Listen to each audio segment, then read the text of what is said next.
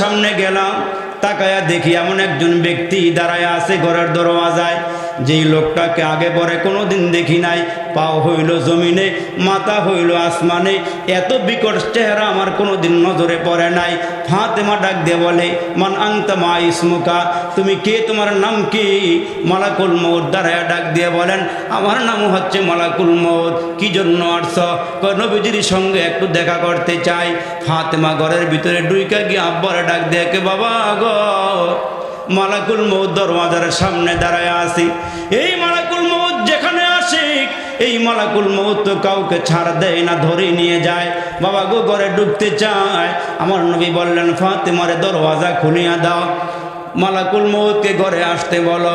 খেয়াল করিয়া শোনেন, নবীজি বিছানার মধ্যে শোয়া, মালাকুল মউত সালাম দিয়া ঘরে প্রবেশ করলে পরে আমার নবীর কিনারায় বসিয়া ডাক দিয়া কয়, নবীজি আমার আল্লাহ আমারে পাঠাইছেন আপনার নিকট থেকে অনুমতি নিয়া আপনার রুহটা বের করার জন্যে।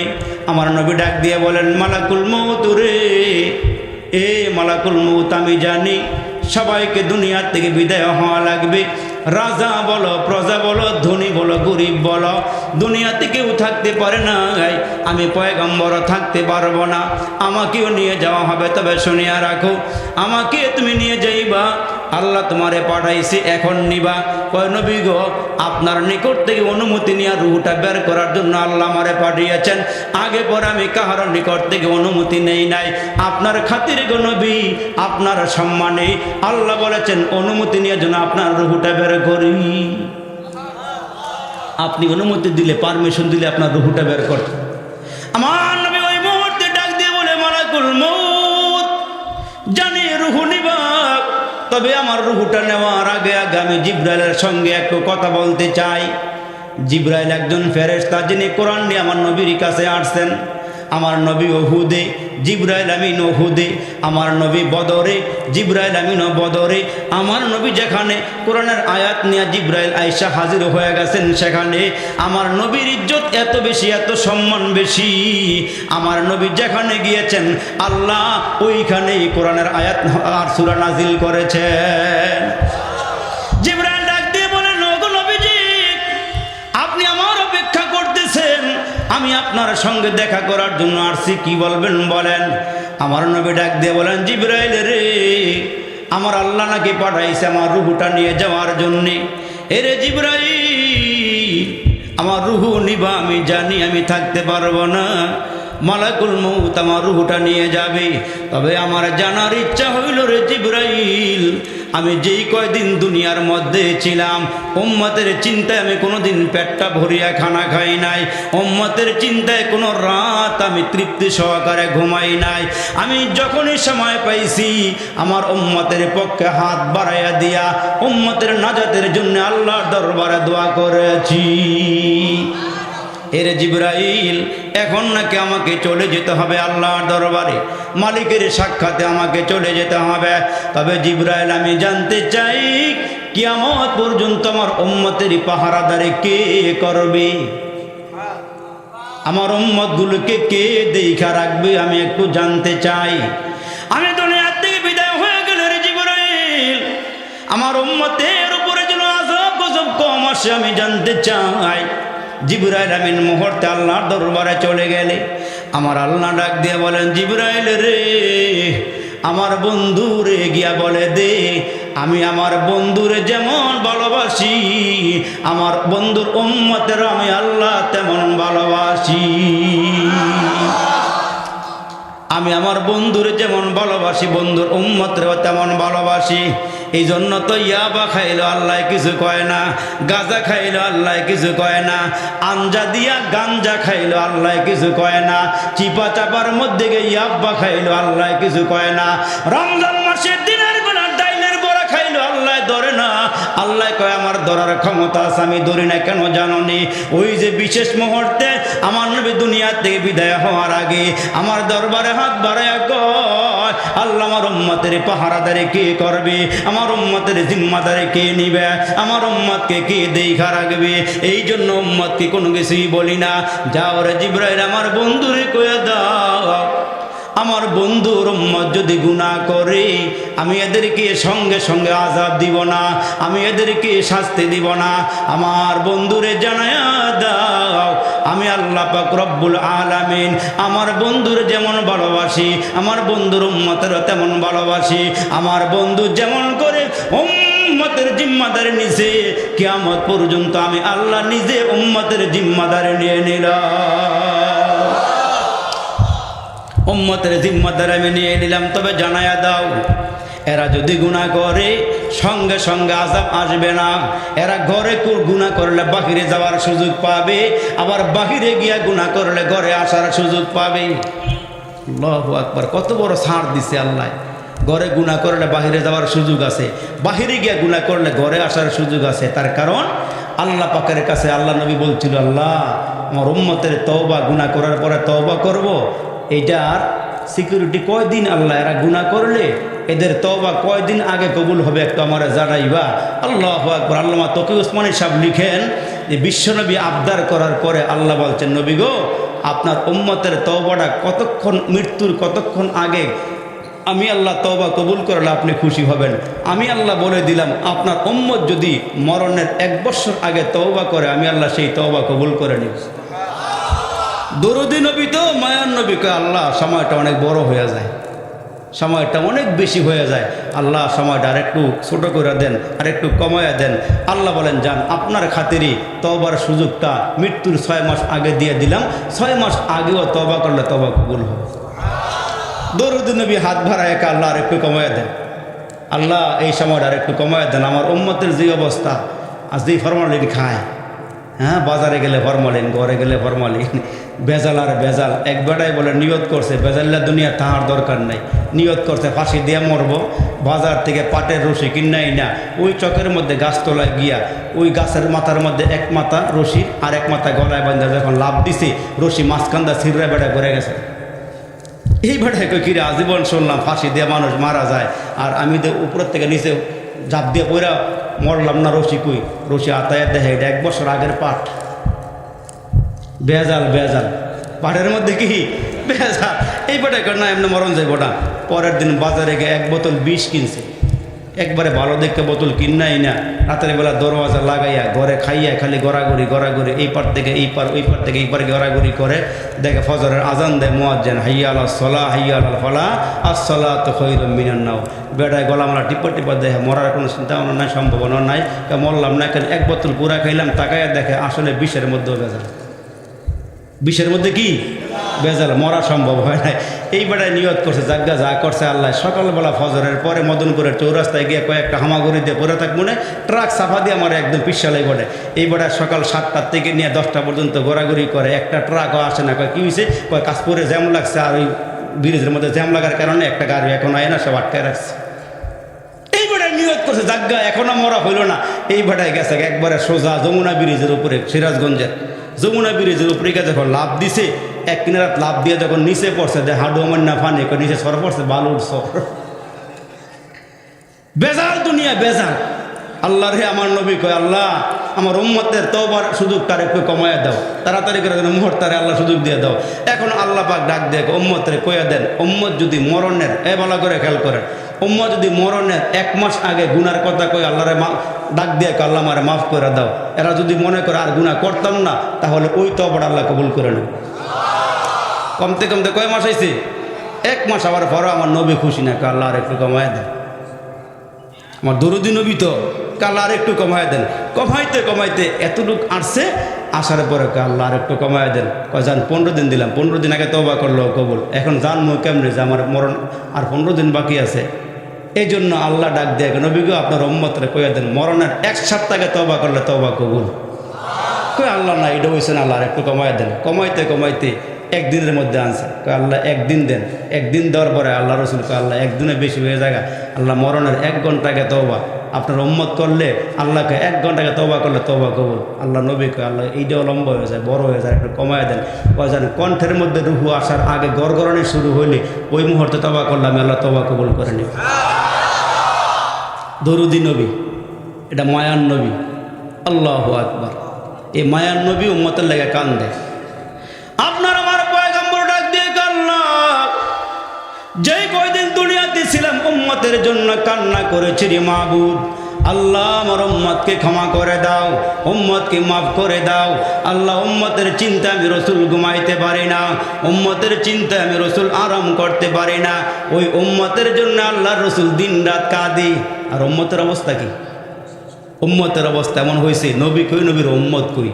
এই জন্য আমার রসুলের দোয়া আল্লাহ কবুল করছেন বিদায় জাগাতে আল্লাহ ধরে না, জাগাতে আল্লাহ আজাব দেয় না, আল্লাহ ছাড় দেয়, আল্লাহ সুযোগ দেয়, বান্দানে ফিরে আসে। আল্লাহকে দিনের গুনাহগাররা রাতের বেলা ফিরে আসে আমি মাফ করে দেবো, রাতের গুনাহগাররা দিনের বেলা ফিরে আসে আমি আল্লাহ মাফ করে দেবো। সুবহানাল্লাহ বলেন। এই জন্য আমার আল্লাহ ডাক দেয়, কয় মানুষ কাইফা তাকফুরুনা বিল্লাহ, এই বান্দা কেন তুমি কুফরি করো, কেন রে বান্দা আমার থেকে দূরে সরে যাও। মুসলমান ভাইরা আর বেশি নয়, আর কয়েকটা কথা বলবো তারপরে দোয়া করে দিব, বেশি উঠা বসা নয়। এরে মুসলমান আল্লাহর গোলামেরা ভালো করে খেয়াল করিয়া শোনেন। আল্লাহ পাক ডাক দিয়ে বলে, বান্দা তোমরা কেন না ফরমানি করো, কেন বান্দা আমার থেকে দূরে সরিয়া যাও। আমি না তোমার এই দুনিয়াতে পাঠাইলাম, আমি না তোরে রূহ দান করলাম। ওই আমার আল্লাহ ডাক দিয়ে কয়, মানুষ তোমরা এখনো সময় আছে, ফিরে আসো আমার দিকে। এরে বান্দা তোমরা আমার দিকে ফিরে আসো, আমাকে ভয় পাও, আমারে ভয় পাও। যারা আমারে ভয় পায়, যারা আমার কথা স্মরণ করিয়া গুনার দিকে ফিরিয়ে আসি, ওই মালিক আল্লাহ ডাক দিয়া কয়, ও আম্মা মান খাফা মাকাম রাব্বিহি ওয়া নাহান নাফসা আনিল হাওয়া ফাইন্নাল জান্নাতা হিয়াল মাওয়া। ওই যারা আল্লাহর ভয় করে গুনাহ করে না, গুনার থেকে ফিরে আসে, আল্লাহ বলেন যারা নফস গুনাহ করতে চাইতেছে কিন্তু বান্দায় ফিরে আসে, আল্লাহ পাক ডাক দিয়ে বলেন ওই মানুষগুলো যারা আমার ভয়ে গুনার থেকে ফিরে আসে, আমি আল্লাহ এদেরকে পুরস্কার দেব জান্নাতুল মাওয়া। জোরে কোন সুবহানাল্লাহ। গুনাহ করতে মন চাইতেছে কিন্তু আপনি আল্লাহর ভয়ে গুনার থেকে ফিরে আসছেন, গুনার থেকে সরে আসছেন, গুনাহ করার জন্য রওনা দিছেন কিন্তু আল্লাহর ভয় সিনাতে এসে গেছে, আপনার গুনার জন্য যান নাই। যেমন বাবা তার সন্তান নিয়ে চুরি করতে গেছে, চুরি করতে যাওয়ার পরে শীতকাইটা ঘরে ঢুকছে, বাবা ছেলেকে উপরে রেখে বলতেছে কেউ আসলে আমাকে বইল। আল্লাহু আকবার। এখন বাবা ভিতরে গিয়া মাল সামানা সব গুছাইয়া শীত কাটছে যেখান দিয়ে একবারে মাথায় আইসা ছেলেকে বলতেছে, বাবা কেউ কি দেখে? ছেলেটা বলতেছেন, বাবা আহাদুন ইয়া রনা, বাবা একজন দেখতেছে। চুরি করলে তেমনি ভয় থাকে, যখন বলতেছে একজন দেখতেছে তখন এই বান্দা দৌড়তে ভিতরে চলে গেছে। অনেকক্ষণ পরে আবার গর্তের মুখের মধ্যে এসে কিরে দেখতেছে, আব্বা হ্যাঁ দেখতেছে। এখন মানুষের আওয়াজ নাই, ধররে চোররে পিটারে মাররে কোনো আওয়াজ নাই। এখন ওই চোর চিন্তা করে কিরে ছেলে বারবার বলে দেখতেছে, কোনো লোকজন দেখি না। তখন বাবা আস্তে করে গর্তের ভিতর থেকে বের হয়ে আশপাশে তাকায় দেখে কেউ নাই। তখন বাবা বলে, কিরে আব্বা তুই না বলছস কে বলে দেখতেছে? ছেলেটা ওই মুহূর্তে ডাক দিয়ে বলে, আব্বা দুনিয়ার কেউ না দেখলো আল্লাহ দেখতেছে। দুনিয়ার কেউ না দেখলো কে দেখতেছে? আল্লাহ দেখতেছে। এইটাই মনে করতে হবে, আমার আব্বা দেখে নাই, আমার বাবা দেখে নাই, আমার মা দেখে নাই, দুনিয়ার কেউ না দেখলো দেখেন কে? দেখেন কে? যদি এই ভয়টা সিনার ভিতরে থাকে তাহলে ওই মানুষটা কোনো গুনাহ করতে পারে না, যে দুনিয়ার কেউ না দেখলো আমারে আমার আল্লাহ দেখে। এই জন্যই তো ছোট্ট একটা বাচ্চা খেলার মাঠের কিনারায় দাঁড়ায় রয়েছে। খেলার মাঠের কিনারায় যখন দাঁড়ায় রয়েছে তখন একজন বুজুর্গ ওই রাস্তা দিয়ে হাইটা হেঁটে যাইতেছে, সব ছেলেরা খেলতেছে আর এই বাচ্চাটা দাঁড়ায় রয়েছে। তখন বাচ্চাটার কাছে বুজুর্গ গিয়া জিজ্ঞেস করে, এই বাবা সবাই খেলে তুমি খেলো না কেন? তখন ছেলে ডাক দিয়ে বলে, আসলে আমারা তো আল্লাহ খেলার জন্য পাঠায় নাই, আল্লাহ পাক আমারে খেলার জন্য পাঠায় নাই, আমাদেরকে পাঠাইছে আল্লাহর গোলামি করার জন্যে, আল্লাহ পাক পাঠাইছে ইবাদত করার জন্য। তখন ছোটো বাচ্চারে বুজুর্গ জিজ্ঞেস করে, তুমি এত বড় ওয়াজ কই শিখলা? আমি আমার মার কাছ থেকে ওয়াজ শিখছি। কেমনে ওয়াজ শিখলা?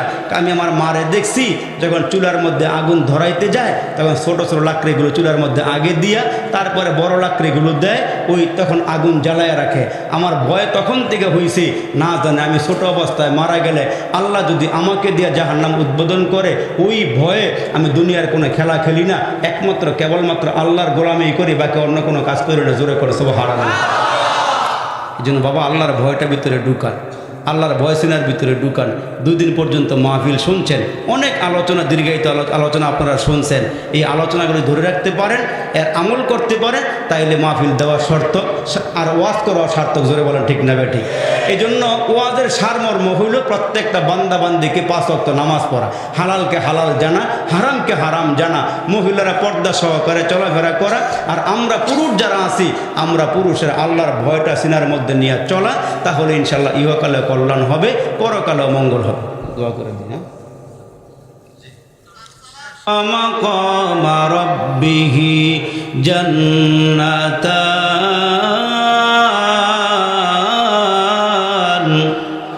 আল্লাহ বলেন বান্দা তোমরা আমারে ভয় করবা ভয় করার মতো। এ মুসলমান বাবা দিনানি বলতেছিলাম, যারা আল্লাহকে ভয় পায় ওই মানুষগুলো নামাজ ছাড়তে পারে না, ওই মানুষগুলো গুনাহ করতে পারে না। আমরা মুসলমান জমিনে আছি, আল্লাহ পাক ডাক দিয়ে বলে বান্দা আমার কাছে তোমাদের দুনিয়াটা আসমান এবং জমিনের মধ্যে যা কিছু আছে বান্দা, তোমরা মনে করছো গুনাহ করলে আমি টের পাই না, আমার খবর নাই। কিন্তু শুনিয়া রাখো, মুসলমান 7 সাগরের অতল গহ্বরে কালো পাথরের ভিতরে কালো পিপিলিকা যা করে যেমনে হাঁটে দুনিয়ার কেউ না দেখলো দেখেন কি? আরো জোরে আওয়াজ করে বলেন দেখেন কি? এই জন্য আল্লাহকে ভয় করার মতো ভয় করেন।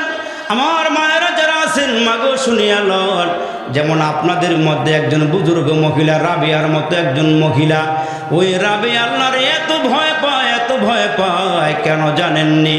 রাবিয়া ডাক দিয়া কয় দুনিয়ার সব মানুষ মরণশীল, আমিও মরণশীল।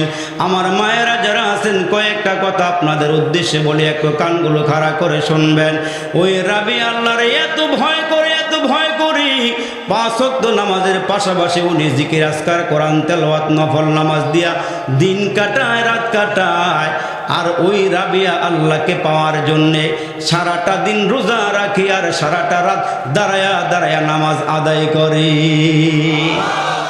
কেমন ইবাদত গুজার বান্দি, সারাদিন নফল রোজা রাখে, ইবাদত বন্দেগি করে, রাত্র হইলে মুসলমান বিছানায় পিঠ লাগায় না, পিঠ না লাগায় দাঁড়ায় নামাজ আদায় করে। এই রাবিয়ার আমল ইবাদতের কথা শুই না যোগের শ্রেষ্ঠ বুজুর্গ হাসান বসরি ডাক দিয়ে বলে, এমন একজন নারীকে বিয়ে করতে পারলে আমার ঘরটা ধন্য হইতো, ঘরের পরিবেশটা সুন্দর হইতো। তখন আল্লাহওয়ালা বুজুর্গ হাসান বসরি খবর পাঠাইছে, রাবিয়া তোমারে বিয়ে করতে চাই। রাবিয়া ডাক দিয়ে হুজুর বিয়ে করবেন অসুবিধা নাই, তবে সারাক্ষণ 4টা চিন্তা নিয়ে আমি মগ্ন। এই 4টা চিন্তা এখান থেকে আপনারাও নেবেন, আমার মায়েরা নেবেন, সবাই নিয়ে ফিরবেন। রাবিয়া ডাক দিয়ে বলে হুজুর আমার এই বিয়ে করবেন অসুবিধা নেই, ভালো কথা, তবে আমার 4টা চিন্তা দূর করতে বলে আপনার সাথে আমার বিয়ে হবে। আর একটু জোরে করেন সুবহানাল্লাহ। চিন্তা কয়টা? এটা আমারও আপনারও আমার মা বোনদেরও। 1 নম্বরে রাবিয়া ডাক দিয়ে আল্লাহর ওলি, আমি দুনিয়ার থেকে বিদায় হব, আপনিও হবেন, দুনিয়ার সব মানুষ বিদায় হয়ে যাবে। শেষ ঠিকানার নাম হলো কবর।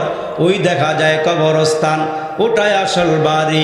ওইখানেতে ফেরেশতারা থাকে সারি সারি। ও ফেরেশতা চাস কি? মাঝে মাঝে জিগাইবেন ফেরেশতাকে, ও ফেরেশতা চাস কি? মাঝে মাঝে গুস টুস খাস কি? ফেরেশতায় কি কয়, গোশত আমি খাই না, টাকা পয়সা চাই না, আমল নিয়ে আয়, নইলে যে তোর থাকবে না উপায়। ওই ফেরেশতা অপেক্ষা করতেছে যাওয়ার লেগে, কবে যাইবেন? মাটির দেশে বাড়ি আমার, মাটির দেশে ঘর, মাটির দেশে বাড়ি আমার, মাটির দেশে ঘর, কবর দেশে বাড়ি আমার, কবর দেশে ঘর, কবর দেশে কেউ নাই রে ভাই, সবাই আমার পর। 800 একা যাবে একা, সঙ্গে নিবা কি? সঙ্গে নিবা দুটো নাম, আল্লাহ আর নবী। আনতাল্লাযী ওয়ালাদাতকা উম্মুকা বাকিয়ান ওয়ান্নাসু হাওলাকা ইয়াদহাকুনা মাসরুরা ফাজাহাদ লিনাফসিকা ইয ইয়াকুনু বাকিয়ান ফি ইয়াউমি মাউতিকা দাহিকা ওয়া মাসরুরা। প্রথম যেদিন তুমি এসেছিলে ভবে, কেঁদেছিলে তুমি একা, হেসেছিল সবে। এমন জীবন করো হে গঠন, মরিলেও হাসিবে তুমি, কাঁদিবে ভব। এমন জীবন গঠন করে কবরে যান, মরলে যেন কয় লোকটা বড় ভালো ছিল, লোকটার আমল বড় সুন্দর ছিল, আখলাক বড় সুন্দর ছিল, কথাবার্তার মধ্যে খুব মজাদার কথাবার্তা বলতো, চলাফেরা খুব সুন্দর করে করছে। এমন করে চলাফেরা করলে আল্লাহও খুশি হয়, জনগণও খুশি হয়। ঠিক কিনা জোরে বলে? তো রাবিয়াকে হুজুর বিয়ে করবেন অসুবিধা নেই, আমার একটা চিন্তা দূর করলাম। রাবিয়া ডাক দিয়ে বলে আল্লাহর ওলি 1 নম্বর চিন্তা হলো সব মানুষ মরণশীল, মরতেই হবে, কবরে যেতেই হবে, আমিও যাব আপনিও যাবেন। হুজুর 1 নম্বর চিন্তা হলো আপনার কাছে আমার প্রশ্ন, আপনার কাছে আমার জিজ্ঞাসা, আমি মুসলমান, তবে আপনার নিকটে প্রশ্ন হলো, আমি ঈমান নিয়ে কবরে যাইতে পারবো কি পারবো না? এই চিন্তাটা দূর করে দিলে আপনার সঙ্গে আমার বিয়ে হবে। মুসলমান তো আমি ঈমান নিয়ে মরতে পারবো কিনা, এই চিন্তাটা একটু দূর করে দেন। 2 নম্বরে রাবিয়া ডাক দেয়া, আল্লাহর ওলি ভালো করে কান লাগায় শোনেন, কবরে 3টা প্রশ্ন করা হবে। আল্লাহর ওলি হাসান, কবরে 3টা প্রশ্ন করা হবে। মার রব্বুকা মান নাবিয়ুকা মা দীনুকা, 3টা প্রশ্ন সবাইকে করা হবে। আমি জানতে চাই হুজুর, 3টা প্রশ্নের জবাব আমি রাবিয়া দিতে পারবো কি পারবো না? এই চিন্তাটা দূর করে দিলে আপনার সঙ্গে আমার বিয়ে হবে। 3 নম্বরে প্রশ্ন করে আল্লাহর ওলি, হাসরের ময়দানে দল হবে 2টা, ফারিকুন ফিল জান্নাতি ওয়া ফারিকুন ফিস সাঈর। আসহাবুল ইয়ামিন মা আসহাবুল ইয়ামিন ওয়া আসহাবুশ শিমাল মা আসহাবুশ শিমাল। ওগো আল্লাহর ওলি, হাসরের ময়দানে দল হবে 2টা, এক দল হবে জান্নাতি আর এক দল হবে জাহান্নামী। এক দলের আমলনামা ডান হাতে আসবে, আরেক দল মানুষের আমলনামাটা বাম হাতে আসবে। ওগো আল্লাহর ওলি, আমার বড় চিন্তা, আমার বড় টেনশন আপনি দূর করিয়া দেন। আমি কি ঈমানওয়ালা হইব? আমি জান্নাতি দলের হব না জাহান্নামী দলের হব? এই চিন্তাটা দূর করে দিতে পারলে আপনার সঙ্গে আমার বিয়ে হবে। এরে মুসলমান, 4 নম্বর প্রশ্ন করে আল্লাহর ওলি, হাসরের কঠিন ময়দানে একটা ব্রিজ হবে। ওই ব্রিজটা সোজা উপরের দিকে উঠবে 10,000 বছরের রাস্তা, নিচের দিকে নামবে 10,000 বছরের রাস্তা, আরো আঁকা বাঁকা পথ হবে 10,000 বছরের রাস্তা। চুলের চেয়ে চিকন হবে, হীরার চেয়ে দাঁড় হবে। ওগো আল্লাহর ওলি, ওই পুল সিরাত আমি পার হতে পারবো কি পারবো না? টেনশনটা দূর করে দেন। হাসান বসরি ডাক দেয়, রাবিয়া রে, আমি কেমনে জবাব দিব রে রাবিয়া? আমার পক্ষে সম্ভব নয়, আমার জানা নাই আমি ঈমান নিয়ে মরতে পারবো কি পারবো না। রে রাবিয়া, কবরে 3টা প্রশ্ন করা হবে, জবাব দিতে পারবো কি পারবো না আমার জানা নাই। হাসরের ময়দানে দল 2টা হবে, জান্নাতি না জাহান্নামী, আমি বলতে পারবো না। পুল সিরাত পার হইতে পারবা কি পারবো না, এই চিন্তা নিয়ে আমি বড় অস্থির। রাবিয়া ডাক দিয়ে বলে, আল্লাহর ওলি, আমি যখন রাতের বেলা বালিশের মধ্যে মাথা লাগাইয়া ঘুমাইতে যাই, এই 4টা চিন্তা যখন আমার অন্তরে আসে, ওগো আল্লাহর ওলি, তখন আমি ঘুমাইতে পারি না। যেখানে আমি ঘুমাইতে পারি না, ওইখানে স্বামী নিয়ে আনন্দ করার মতন টাইম আমি রাবিয়ার হাতে নাই। আল্লাহর ওলি, বাকি জীবনটা আল্লাহর জন্য ওয়াকফ করে দিলাম, বাকি জীবনটা আল্লাহর জন্য দিয়ে দিলাম। এজন্য রাবিয়া সারা রাত ঘুমায় না। মুসলমান দাঁড়ায় দাঁড়ায় নামাজ পড়ি, আর মুসলমান তাহাজ্জুদ নামাজ শেষ করিয়া করিয়া 2টা হাত আল্লাহর দরবারে বাড়াইয়া দিয়া আল্লাহ, আমি দুনিয়া আর সুখ শান্তি কিছুই চাই না। আল্লাহ গো, আমি আঁচলটা বিছাইয়া দিলাম, এই আঁচলটার মধ্যে একমাত্র তোমার মোহাব্বত দিয়া ভরপুর করিয়া দাও। আল্লাহ, আমি তোমারে চাই, আর কোনো কিছু চাই না। এই রাবিয়া এত বড় বুজুর্গ, এত বড় আল্লাহ ওলি হইয়া কবরে গেলেন। এরে মুসলমান, তার জমানার একজন বুজুর্গ স্বপ্নে দেখেন রাবিয়ারে কবরে শুয়াইছে। শোয়ানোর পরে রাবিয়াকে ডাক দিয়ে বলে, মার রব্বুকা। 2জন ফেরেশতা কবরে আইসা ডাক দিয়া কই, রাবিয়ারে, মার রব্বুকা, তোমার রব কে? আমার নবীকা, তোমার নবীকে? আমার দীনুকা, তোমার ধর্ম কি? ওই রাবিয়া কবর থেকে ডাক দিয়ে বলে, এ ফেরেশতারা, তোমরা কোথায় থেকে আসছো বলো? কই, আমরা আসমান থেকে আসছি। কই, আসমান থেকে নিয়ে আমার কবরে যে আসছো, কতটুকু দূরত্বের পথ? কয়, 500 বছরের রাস্তা। রাবিয়া ডাক দিয়া বলেন, 500 বছরের রাস্তা অতিক্রম করে আসছো, তোমরা কি আল্লাহরে ভুলে গেছো? কয়, না না, আল্লাহরে ভুলি নাই। কয়, 500 বছরের রাস্তা অতিক্রম করি আল্লাহরে ভুলো না? আমি কি 3.5 হাত কবরের নিচে আইসা কি আল্লাহরে ভুলে গেছি নাকি?